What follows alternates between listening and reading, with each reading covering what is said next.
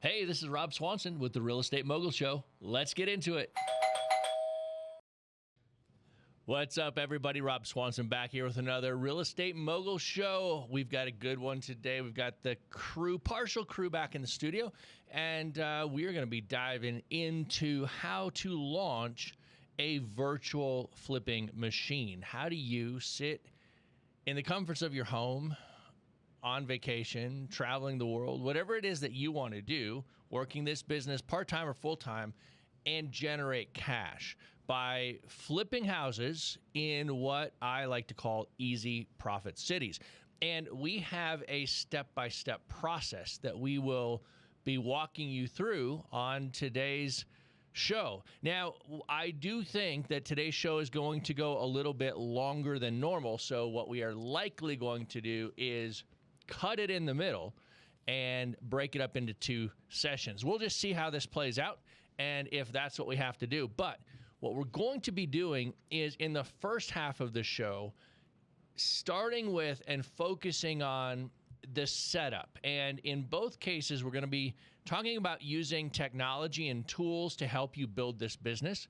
Back in the day when I got into this business and I started flipping remotely and virtually across the country, I did not have access to these tools. You've heard me talk about this in other shows, other episodes in the past, how we had to do it in the olden days the hard way. And life and making money with real estate and building a virtual flipping machine has gotten so much easier today than it was in the past. And it's pretty fun to talk about. So we're going to talk about not only the strategy of why do you do it, but we're going to talk about the what to do, and then we're going to specifically talk in the front side about the setup and how do you set yourself up for success in building a real virtual flipping machine. And on the second half, we're going to talk about dispositions, and we're going to talk about the technology and the tools available to help you actually find and the buyers and flip deals quickly in markets that you may or may not be that familiar with. And so that's kind of how we're going to tackle it and break it apart, and we'll dive into all of that in a moment. Mike, welcome. Thank you. Yeah, what's going on? I'll tell you what's going on is it's our youngest, her 7th birthday today. Nice. Happy birthday.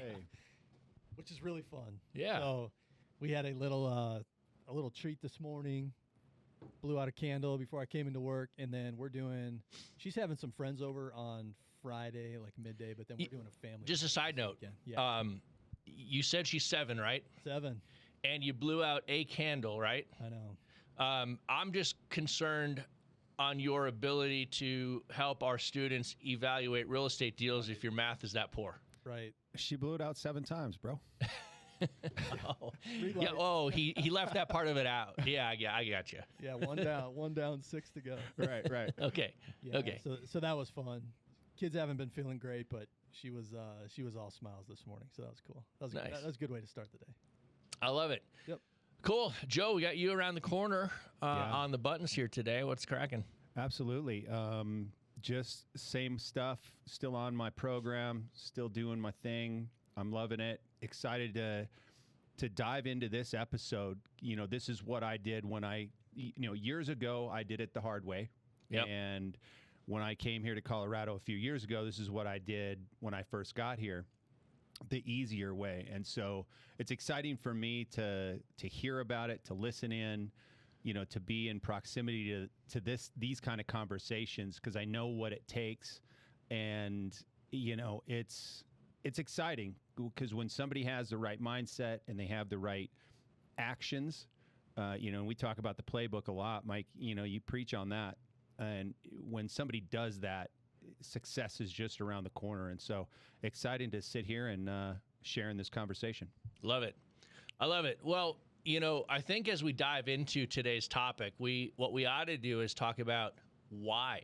Like, why would somebody, whether they're brand new and just getting into this business, or whether they're an experienced pro and looking to expand their operation, why would they want to build a virtual flipping machine? Why do you see people should do that, Mike? Well, first off, it's a great question because, Rob, my normal is most investors' abnormal. And I'm going to explain that by saying we started working in real estate together back in May of 2008. Yep. And you had already built this thesis around, I'm going to live where I want, I'm going to buy and sell where it makes sense. But that's not what a lot of people run into when they find coaching, training, or something like that on real estate. It's, hey, here are some methods, go apply them wherever you live. And, you've told your story many, many times, but what you experienced being a coach many years ago is you were teaching people to do the same thing. Some were killing it and some were struggling. And you were trying to figure out and answer the same question that you just asked, which is why. And so I was introduced on day one to the concept of, hey, we're here in Denver. And when I got started with you, Denver was a great market, and that's primarily where we were focused. But a couple years after that, the profile or the market conditions in Denver had changed drastically. And so we had, all along, we'd been having this conversation of, you were telling me, well, we're buying in Denver now, but I've bought and sold in all these other markets based on what's going on in the market, supply and demand, price point, that kind of thing. And so to me, I just thought that, well, that's what everybody does. That's the way it works, right? If you grow up in a house that operates a certain way as a kid, you just think, well, that's how the world operates. Well, same thing happens in business. You were saying, hey, here's how we treat markets. Here's why we're in Denver now, but when Denver starts to change, here's why we'll go elsewhere. And so I just thought, okay, this is what everybody does. And then I very quickly realized this is not what everybody does. This is a unique message. And so to answer the question why is because markets cycle and markets change and markets have different price points. And we've talked about this a lot on the podcast, but the reason to get outside of, if Denver gets hyper competitive and the price point goes to a place where, you're not interested in buying and selling anymore, you have two choices. You're either going to stop being a real estate investor because you only know how to operate in your own backyard, or you're going to find another market that's more ripe to the methods that you want to operate with, or the strategies that you want to use in real estate, and you just pick up where you left off. And what's so amazing about it is, I tell students this all the time. You can literally, with the tech that we have today, you just mentioned early on, once we got started here, that the technology today has allowed virtual real estate investing to be easier than ever, right? There was no Google Maps, back when we started working together. And, you had been an investor for a number of years, at least a decade, before when we started working together. So we didn't have these same tools. You can literally, and I tell students this almost on a weekly basis, you could literally wake up, jump into FreedomSoft, analyze a couple markets, pick one that you want to launch in, build a list, have marketing out the door, not just shotgun random marketing, targeted marketing out the door in under 5 minutes. Yep. Easily. Once you know a little bit about the software, easily. I mean, you could, there's no reason you would, but you could throw a dart at a map of the U.S., pick the nearest metropolitan area, and say, I'm going to go launch there. Now, clearly, that wouldn't be the method. I would. I would do that just to prove a point. Just to prove a point. I would do that to prove the point that this can be done in any city at any time. It can be done anywhere, but not just anywhere. You can launch. You can research, identify, build a list, and launch a new market in under 5 minutes. Now, 20 if you're brand new in the software, but I can do it in under 5 minutes. Rob, you can do it in under 5 minutes. Joe can do it in under 5 minutes. Anybody that knows the software can do it in under 5 minutes. It's an absolute game changer. Instead of saying, oh crap, I was doing this in my own backyard, the market changed, can't find deals anymore, I'm pulling my hair out trying to make this work. Literally that same day, within the same 30-minute period, within the same 10-minute period, you can be remote. I think even Edgar could do it in under 5 minutes. He's pretty smart. He's a pretty smart dude. I'll take your word. Pretty smart schnauzer. So let me summarize it. Why would somebody want to build a virtual flipping machine? For two reasons. Number one, to generate cash quickly, and by doing it virtually, you get to pick the market you're going to launch in and the strategy you're going to apply both in your lead generation and your offer strategy. And so you get to match the market to the strategy you're going to bring to the table. And so at the end of the day, what this means is speed to payday. So we oftentimes talk about speed to lead, speed to deal, and then speed to payday. And if we just jump the line and go all the way to speed to payday, the reason you want to invest virtually is for speed. In a cash generation strategy, it's for speed. Now, in a cash flow creation strategy, it's because you can pick the best price stable and price to rent ratio markets where your return on investment is the best cash flow, right? You can look for the greatest cash flow if you invest virtually. But if we just focus on the low risk strategy of wholesaling real estate, flipping virtually, and talk about building a virtual flipping machine, and do that in a market that makes a ton of sense, because it's all about speed to payday. You want to launch in a market and get to a payday in as short amount of time as possible. What we're talking about here is why you would do that. Now, another piece to the equation is not only is it speed to deal, but on the two bookends of sort of market ranking, you have hyper competitive markets and you have hyper oversupplied markets. Now, those are the opposite bookends of what a market typically looks like. Your hyper competitive markets tend to be high priced, low cash flow markets where it's going to take you multiple repeat efforts of your marketing to get a deal. So you're going to spend a lot more money to get every lead that comes in the door, and it's going to take you longer to get there. On the other side, the hyper oversupplied, you're going to be able to spend less money and you're going to get leads faster, but your margins are going to be razor thin because they tend to be underpriced, very, very cheap, inexpensive markets with a lot of inventory and very little demand. And so in the hyper oversupplied side of the bookend, you're going to get a deal really quick and you're going to feel like you're in the game, but you're going to end up spending a lot of time because the demand isn't there, and a lot of times deals are going to fall short of getting across the finish line. So there is your two bookends, and then as you move towards the middle, you ultimately find the sweet spot. And the sweet spot is a balance. It's a blend between demand and supply. It's a nice mix of there's enough inventory available that you can get a lead, a deal quickly at a low cost. It's inexpensive to launch your marketing, and you can get deal flow coming in quickly. That's on the supply side. And then the demand side, there's enough buyer activity of buyers buying, the types of properties that you're generating from a lead standpoint, that you're going to be able to flip it for a quick cash payday in a relatively short period of time. So when I summarize this, I summarize it it's about ease. It's about flexibility and freedom. It's about matching strategy, and it's about speed.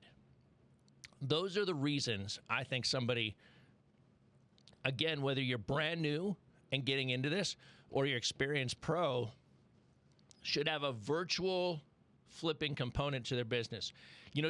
Years ago, I coached a guy by the name of Chad. He was a local Denver guy, and this was when the Denver market was really starting to heat up and get competitive.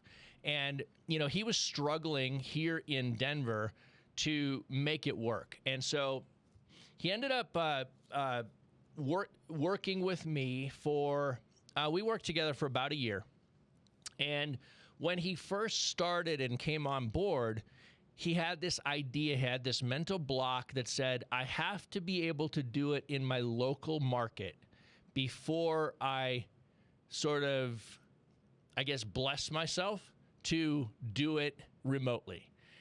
In his mind, he had this mental thing that said, I gotta prove to myself I can do it here locally before I'm worthy to do it somewhere else. Otherwise, I'm falling short. I'm cheating, if you will.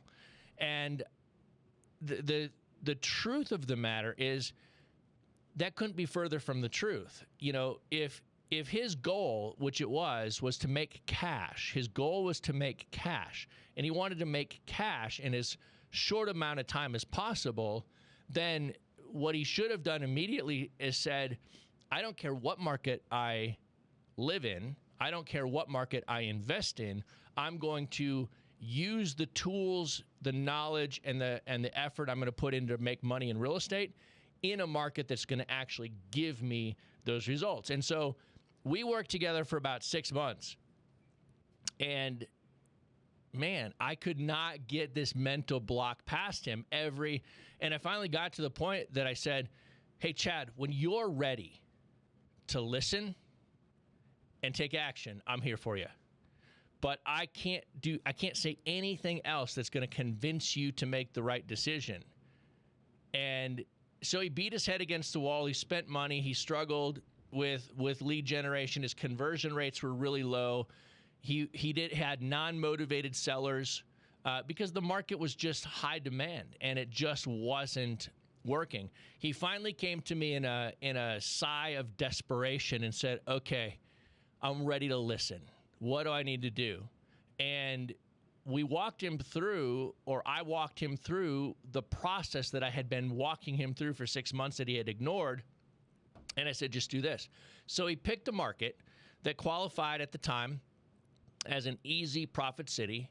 We did a grid analysis of that market to identify, okay, where in that market, what zip codes, what target areas should he be focused on for his marketing and lead generation. And we were looking for what I call the honey hole, that overlapping area in any market where there's enough distressed inventory with an overlapping enough buyer activity that once he gets a lead, makes an offer and gets it accepted, that's an easy sell. It's an easy flip to somebody else.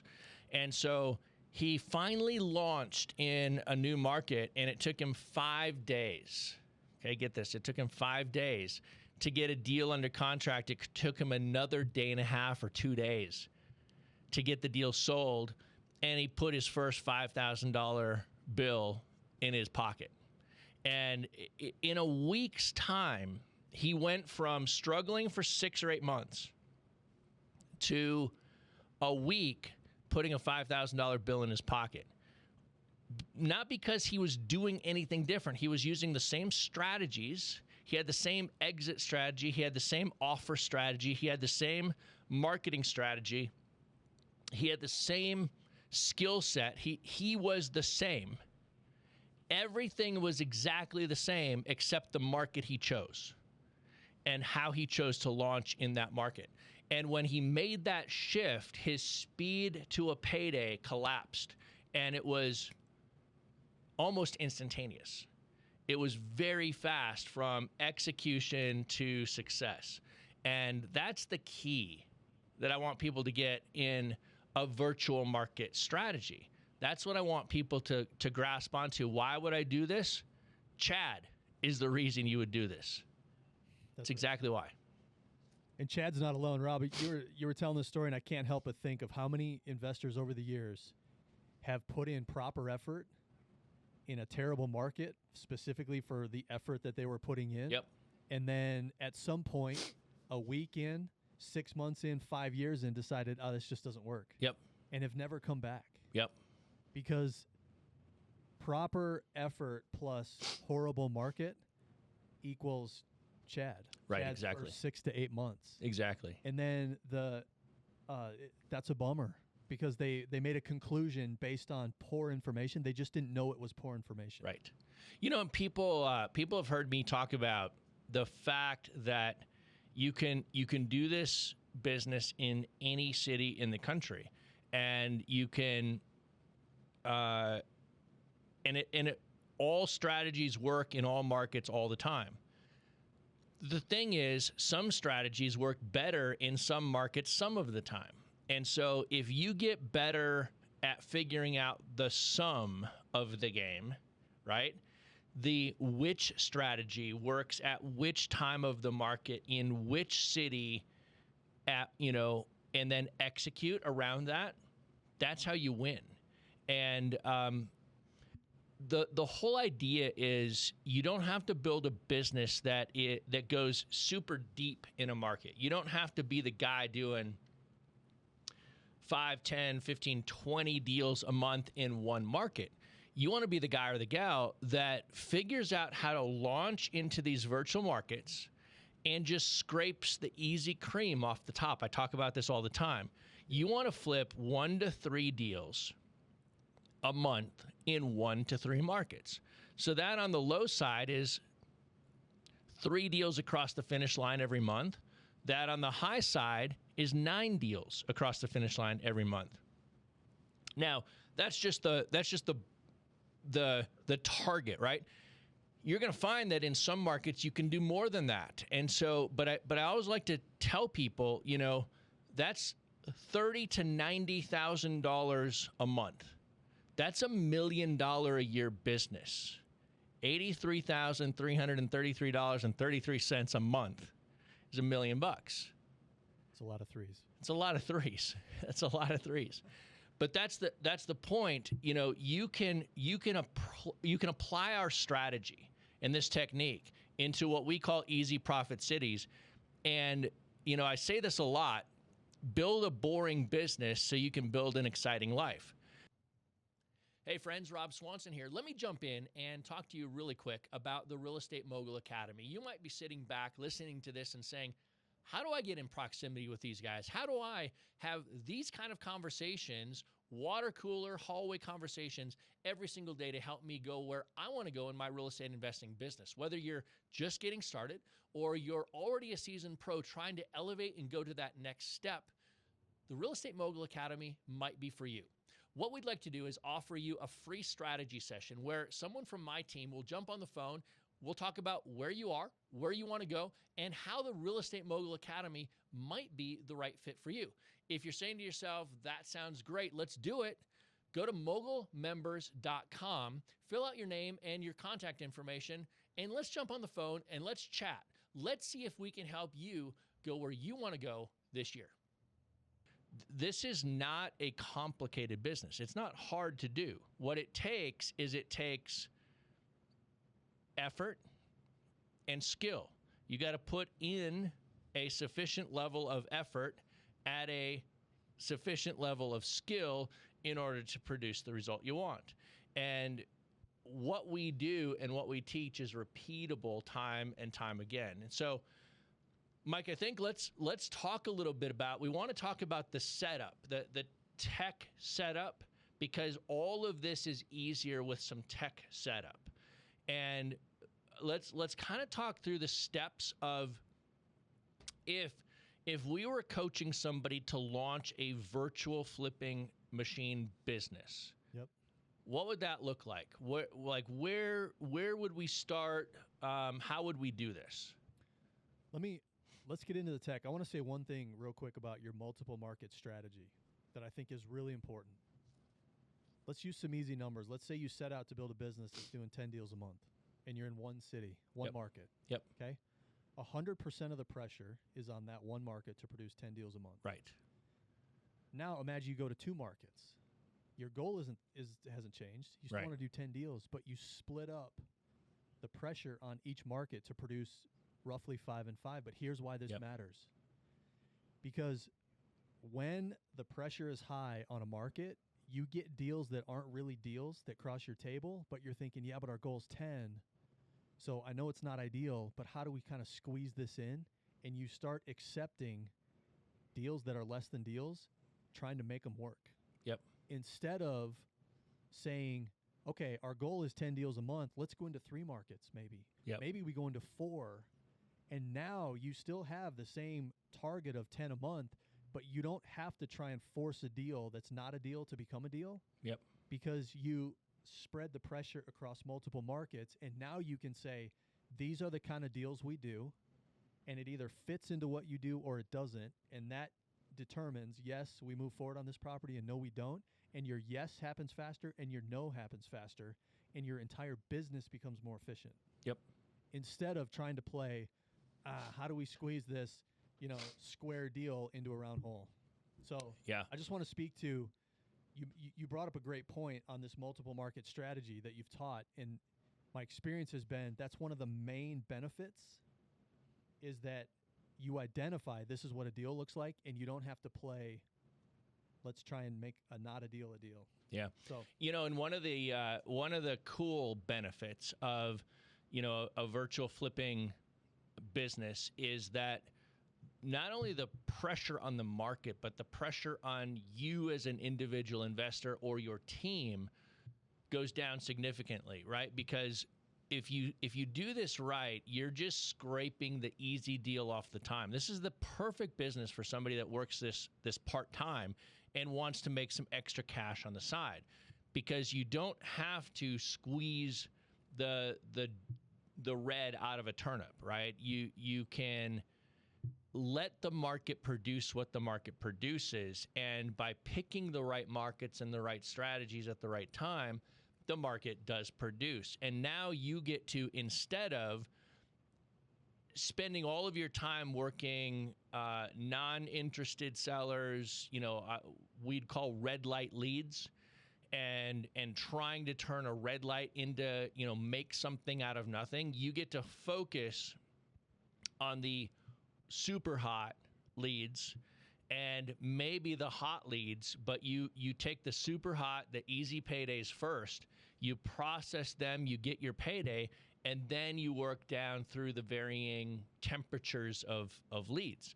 And that is the thing that makes this work, makes it repeatable, makes it doable from a time standpoint for most people. So again, someone brand new getting in, they're just going to find a good deal. Like you're really going to just be a deal finder, somebody that spends their time in a market, running marketing, capturing inbound leads, processing those leads, making offers, and then flipping it quick to another local investor who's going to do all the work, take all the risk, put up all the money, and you're going to get paid as a deal finder.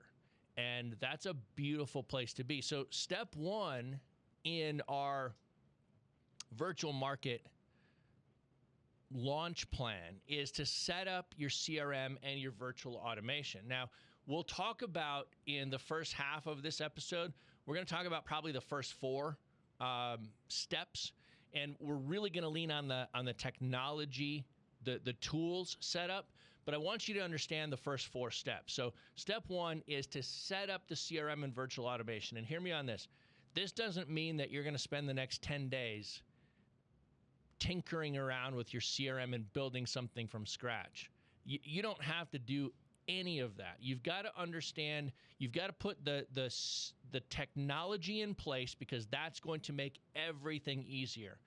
Your ability to get your marketing out, your ability to capture inbound leads, your ability to organize your leads inbox and your opportunities, your ability to process the paperwork and get signed agreements back, your ability to dispose and sell the deal quickly and build your buyers list. All of these things happen inside of your CRM with a few clicks, as long as you do the setup and set up the virtual automation at the beginning up front. So we're going to talk about that. Step 2 in this process is to research and pick or rank easy profit cities. You want to look at the cities across the country that you're considering launching virtually in, and you actually want to go through a process that ranks those cities and compares them one to another in such a way that allows you to say, I like this city, I don't like this city. What we're trying to do is take the subjectivity out of it and put objectivity in. We want it to be a measurable, repeatable, meaningful analysis comparison between one city and another. So Once you set up the CRM and your virtual automation, then you're going to rank your various cities. And from that, you're going to go to step 3, which is pick 3 markets that you're going to launch virtually in. Pick 3 cities. And the reason I always tell people to pick 3 cities is because what we're trying to do is scrape the easy cream off the top. I want you to close 1 deal in each city every month. That's 3 deals a month. And if your average payday is $7,500 on a deal, that's what's that math? $22,500 a month. So that's how you get your first 20 grand a month in this business off the ground. 3 markets, 1 deal a month in each that you wholesale and make $7,500 on each one. Now, we've done other shows where we talk about typical cost of lead, cost of deal, cost to close, and what that looks like in each market.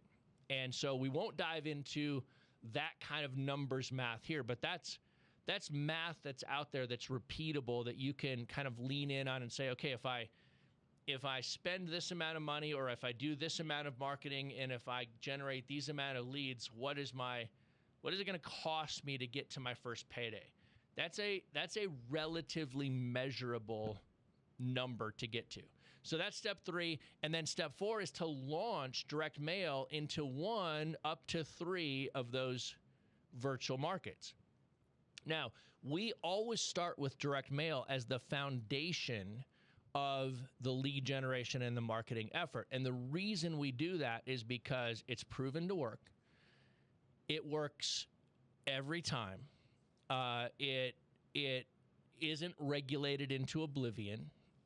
It can be fully automated. It can be set on autopilot, and it just drips, and it keeps constant lead flow coming in. So when you first launch in a market, you launch your direct mail. A few days later, leads start coming in. You start to process those leads and work those deals, and by the time you're getting your first round of leads and a deal or 2 across the finish line, your next direct mail drops, and your lead bucket fills back up, and you have now a cycle.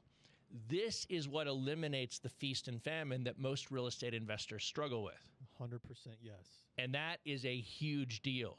What most real estate investors do until they kind of learn the game is they do marketing, they work leads, they try to get something across the finish line, or they just expel their leads and they work them till there's nothing left. And then they say, oh, I got to do marketing again. And so what they fail to do is ever build a pipeline.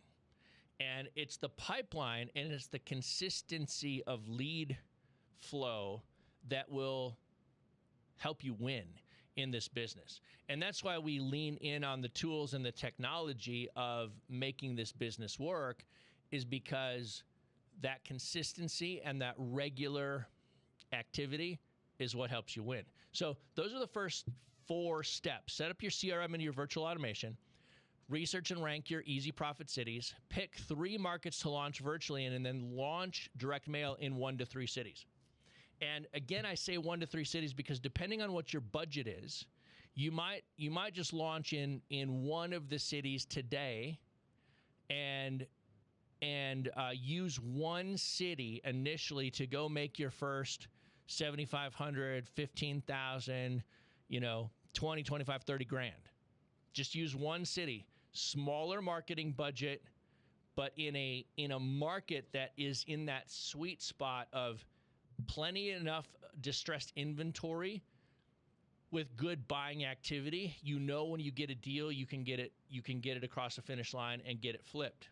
And so start with 1 if your budget demands it, and use that 1 to generate the cash to invest in and launch number 2, to launch into number 3. Now you've got 3 easy profit cities in a virtual wholesaling machine going, and you're going to close 1 to 3 deals in each city each month. That's how you scale up your revenue and the amount of money that you make in each market. Now, if you walk into this and say to yourself, I have the ability to launch all three. And so what do we mean by launching all three?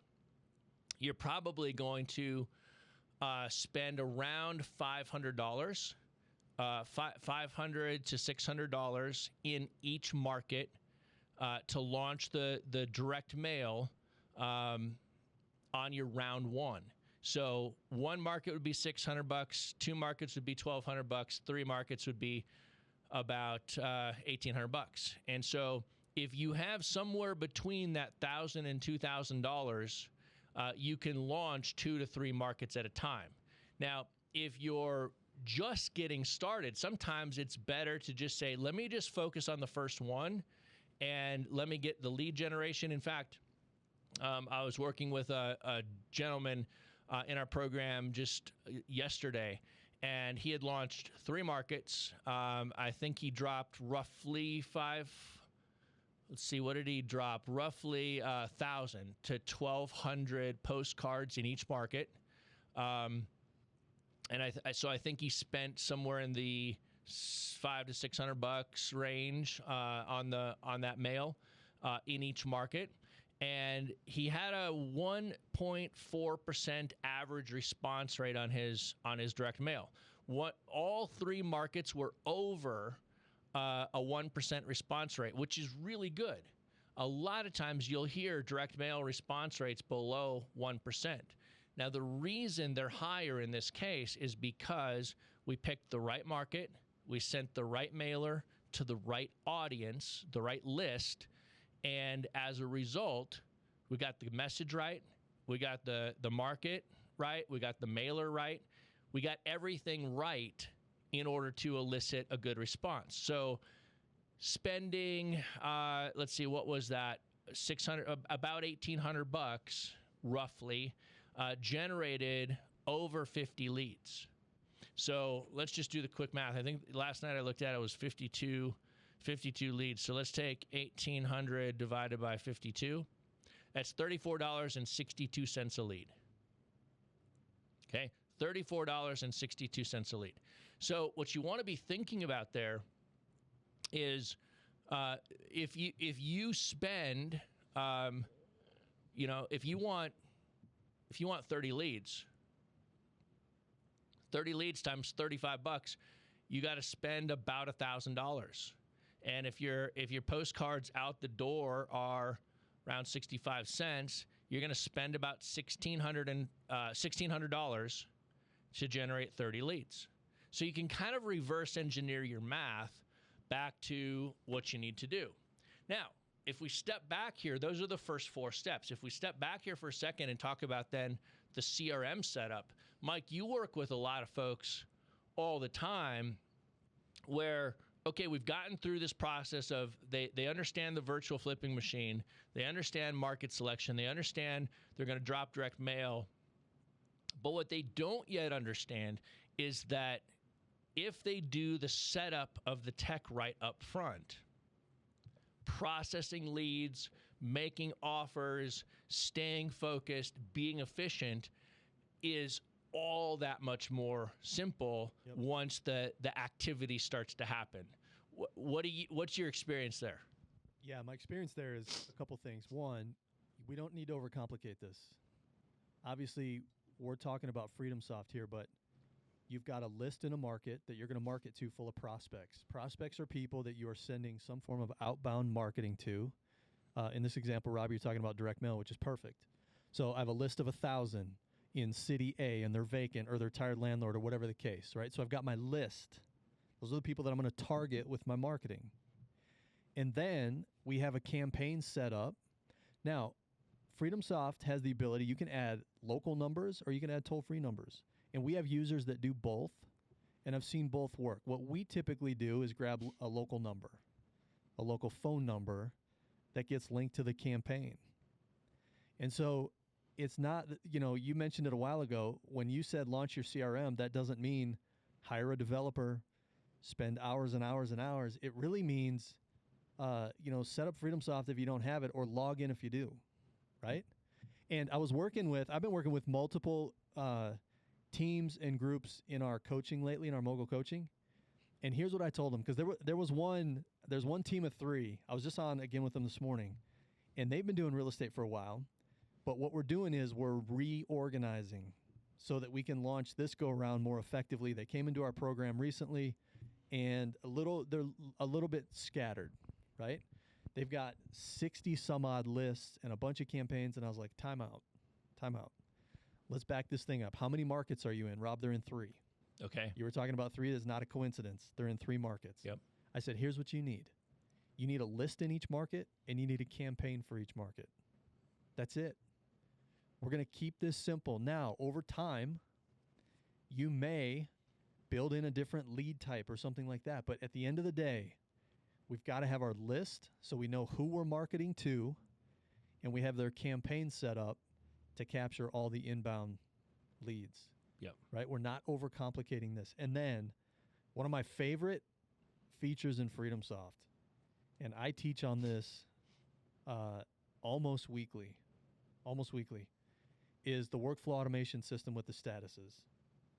So when people understand how to use status, it doesn't matter if you have 1 record in your account or 100,000, you can stay organized.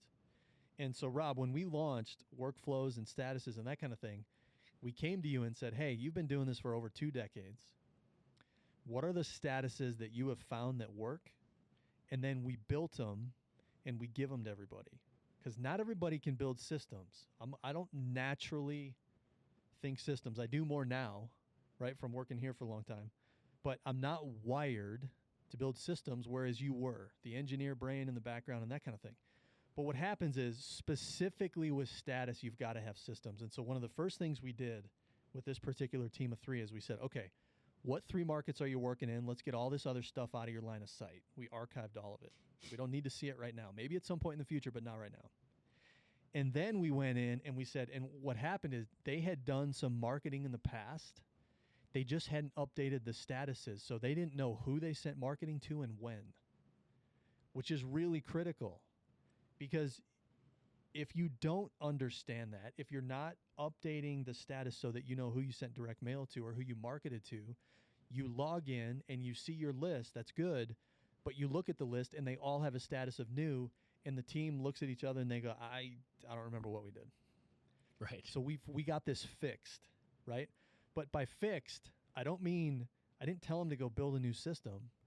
I said, this system already exists in FreedomSoft. Now we're going to start applying it. And I showed them how to use some simple status updates to identify who did we send direct mail to and when. And then we took their direct mail system and we turned the automation on so that moving forward, they don't have to remember to send out, direct mail every 30 days. Now the automation's just going to handle it. And so the setup, I don't want to overcomplicate this because it doesn't need to be. We have a list of people we're marketing to. We have a campaign set up and ready to capture those inbound leads. And we have some outbound marketing automation in place, so it's not reliant on a human to do it. Yep. Because humans get distracted. All of us. You do, I do, Joe does, everybody does. Yep. We get sick. We get distracted. Life happens. So Rob, when a new coaching student comes in and I do our onboarding call with them, I tell them, life is going to try to get in your way. And guess what's happened to 100% of the people we've coached over the years? Something happens. And I think some of them are having a life event currently, and they're like, yeah, Mike, I get it. But the ones who aren't, they're like, no, that hasn't happened. And I'm telling you, run the list. We've had parents get sick. We've had, VAs or team members get sick. We've had the individual get sick. Now I've got to have surgery. It has happened to 100% of it. Why? Because life happens to all of us. So, which means that's the way it works. Organization and automation is the lifeblood of setting it up, because it's so key. Organization, if you keep it simple and organized, you can step away for a season and come back and everything is still there. If it's automated, it continues to run even while you're not. Yes. It's the key to the whole thing. People don't know my whole health story. Most people don't. Some people do. I've talked about it, but I got sick in 2014 with a MRSA staph infection inside my body and inside my organs. it almost took me out a couple times, and I was really sick. But during that season of time, because I had built a simple business with organization and automation, my business didn't stop even though I was not there. And so the reason we encourage people to set up systems and automation is not just because we offer a really good CRM and technology. It's because I have personal firsthand experience as it relates to the power of having organization and automation, simple systems set up in your business so that when life does hand you a box of lemons, you can make lemonade. And that's what I did. And one of the big reasons I was able to do that was because of simple systems and automation. And so that's why we harp on this all the time. So where are we at? We're at this place where people have built a list. Yep. They've launched their direct mail, and they're now capturing their inbound leads into their leads inbox. And it's at this moment that people are like, okay, how do I analyze this deal? What do I look at? How do I figure out if it's a good deal? I don't know XYZ market. I don't know this city. I don't know what investors are paying. Well, there's a couple questions you want to try to answer. The number one question is, when you get a lead in and you have an address, you've got to look at it and ask yourself, how do I make money with this house? How is someone going to make money with this house? And when you look at it and ask and then answer that question, there's really two things that somebody's going to do. They're going to buy it, and they're going to immediately resell it for a quick, a fix and flip profit. They're going to buy it, renovate it, and sell it. Or they're going to buy it, renovate it, and hold it. And so they're either going to cash flow it or they're going to quick flip it. Fix and flip, buy and hold. That's what most people are going to do with almost every piece of real estate. And so when you get a lead in and an address, that's the first question you want to ask. And the tools inside of FreedomSoft, you can look at the comps, you can look at the rental comps, you can look at the analysis, and you can ask yourself, how are other investors making money in this area with other houses? And one of the really, really cool things, and this is going to be a transition point from, I think, Mike, maybe we ought to cut it here, and a transition from the first half of launching in a virtual market into the second half, because the thing that freaks people out a lot of times is they say, well, I don't know anybody in this city. I don't know any buyers in this city. I don't know the deals in the city. I don't know what price points are right in the city. I don't know the neighborhoods. And so they have this fear. And so let's cut the front end here, because we're at the point where we're now ready to analyze a deal and make an offer. But making an offer and analyzing a deal has a lot to do with evaluating your exit strategy and answering that question. How does somebody make money with this house? And so we're going to jump over to that back end and kind of reverse engineer it, kind of going forward in the second half of the show. All right. So if we do that and we look from the back end of a deal, okay, where we're sitting right now is we've gone through the entire virtual launch plan up to the point of you've picked your markets, you've launched your marketing, you've captured your inbound leads, and you're on the phone talking to a seller. You've got a green light seller, and you're analyzing a deal. So a green light seller is they're ready to sell. They're interested in selling. They're motivated to sell. They're ready to sell. Green light. And you're ready to make an offer. And so, but you're trying to figure out, what's the right offer? What's the right price? You've got to answer one question. How does somebody make money with this house? Is this deal a buy and hold for the investor that's going to buy it from me? Or is it a fix and flip? The way you start to do that is you scroll down in the FreedomSoft property snapshot and you look at the comps. And when you look at the comps, you say, are people buying and selling houses? Is there a big difference between the lowest price houses I see in an area and the highest price houses. So if you see houses that are selling for $70,000 and $80,000, and then you see houses that are selling for $160,000 and $170,000, you know that there's likely some fix and flip activity in that area.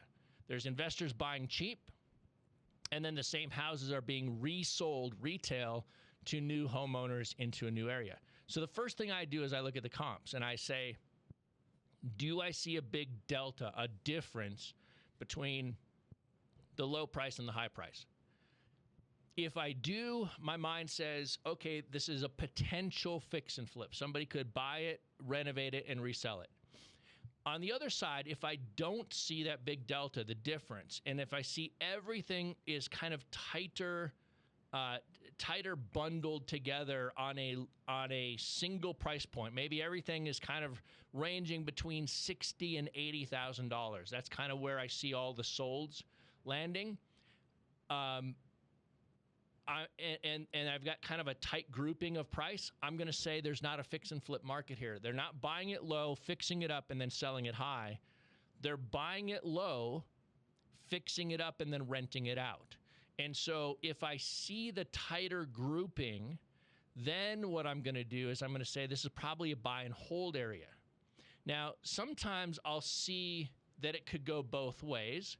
And if it can go both ways, then you get to let your buyer pick how do they want to do it, and you don't have to decide. You get to analyze the deal and say it could go both ways. Great, let your buyer choose what exit strategy they want to employ. So if you see the tighter grouping, and you say to yourself, this is probably buy and hold, then what you're going to do is you're going to go look at the rental comps. You're going to go see what are houses in the area renting for. And that rental comp is the number that helps you calculate your offer price, your maximum allowable offer. If it's a buy and hold, you're going to use rental comps. If it's a fix and flip, you're going to use the after repaired value. And so that's how you analyze a deal. Analyzing a real estate deal in any city in the country is exactly the same math. Sometimes you're just putting a different number. Sometimes you're in the $75,000 range. Sometimes you're in the $175,000 range. Sometimes you're in the $475,000 range. But the math is exactly the same all the time. And we've done shows in the past where we've talked about neighborhood grade for a buy and hold. That comes into play in analyzing your maximum allowable offer on the buy and hold side. And we've done shows where we talk about running comps and determining the after repaired value or the fixed up retail price of the house. And that comes into play if it's a fix and flip. And so you're at this point where you've just done the math, you've run the math, you've said, okay, I can pay X for a house. In FreedomSoft, then you go to the lead record and you generate your paperwork. It's a couple of clicks to now generate your paperwork and send it off for signature. You sent it off for signature. You got notified they received it. You got notified they viewed it. You got notified they signed it. And boom, you've got a deal sitting on your dashboard, which now moves us to dispositions. Hey, everybody. You were probably expecting Rob again, but Joseph here.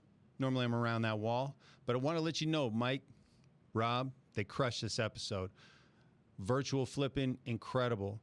We're coming in hot with another episode next week on the dispo side of things. So hope you enjoyed this one. Stay tuned for next week. They're going to be bringing it. And subscribe if you haven't already subscribed. Thanks, everybody. See you next week.